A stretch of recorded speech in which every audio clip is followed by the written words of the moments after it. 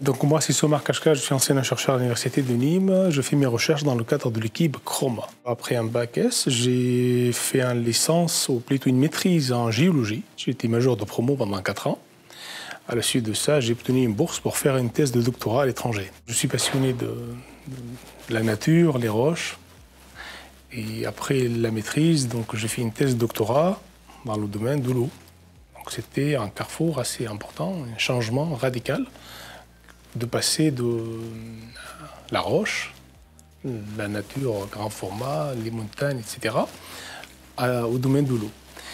Dans ce domaine de l'eau, il y avait une troisième porte que j'ai réussi à ouvrir, c'était la géochimie. Donc c'était pas que l'eau, c'était la géochimie, c'est-à-dire l'utilisation des outils de chimie, des traceurs comme les éléments chimiques et les isotopes pour pouvoir répondre aux problématiques qui touchent les ressources en eau, en termes de qualité. Ensuite, j'ai obtenu le poste de maître de conférence à l'Université de Nîmes. Je continue mes recherches toujours dans le domaine de l'eau, avec plus d'outils. J'arrête pas de... Enfin, les outils évoluent de plus en plus dans mon parcours. Donc aujourd'hui, je travaille sur la problématique des contaminants émergents, comme les pesticides, les résidus pharmaceutiques dans l'environnement, avec les outils de géochimie. Ce qui m'intéresse dans ce domaine, c'est... Alors, d'abord, c'est personnel. J'étais toujours passionné par la nature. Donc, avant d'aller à la fac, en me baladant, je ramassais des roches, je ne savais pas pourquoi, je trouvais des fossiles, ça m'intéressait, c'était pour moi une passion.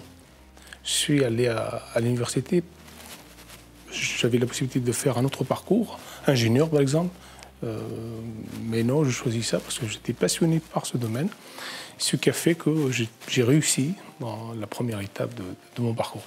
Donc il y a l'aspect vraiment personnel, c'est ma passion par rapport à la nature. Comme j'ai mentionné tout à l'heure, l'évolution majeure, c'était quand j'ai passé de statut géologue, parce qu'à l'issue d'une maîtrise et un master de l'École normale supérieure de Lyon en géologie, j'étais géologue. J'avais la casquette d'un géologue. Et ensuite, j'ai passé carrément dans un autre domaine, le domaine de l'eau. Donc ça, c'est le changement le plus important que j'ai subi dans mon parcours, en fait.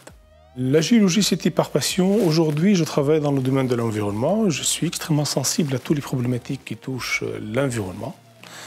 C'est un sujet d'actualité. De nos jours, les problématiques de l'environnement sont multiples.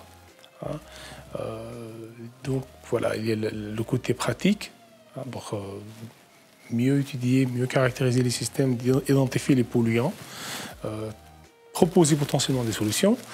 Donc voilà, c'est une sensibilité par rapport à l'environnement en premier. De manière globale, si j'ai un conseil à donner, c'est que pour tous les étudiants, c'est aimer la spécialité que vous choisissez. Parce que c'est là que vous allez réussir. Donc prenez votre temps pour choisir au départ. C'est extrêmement important. Si vous n'avez pas les outils nécessaires pour choisir, chose qui est tout à fait compréhensible, il y a certainement des gens pour vous conseiller. À l'université ici, on est à disposition pour accompagner des étudiants qui n'arrivent pas à choisir leur parcours, etc., pour mieux les orienter. Car le point de départ, c'est toujours essentiel. Donc il ne faut pas faire des mauvais choix dès le départ, sinon vous allez perdre du temps. Et là, je pense qu'il n'y a pas de temps à perdre. Voilà, c'est le seul conseil que je peux vous donner, c'est bien choisir le domaine et faites ce que vous aimez faire. Pour réussir, faites ce que vous aimez faire.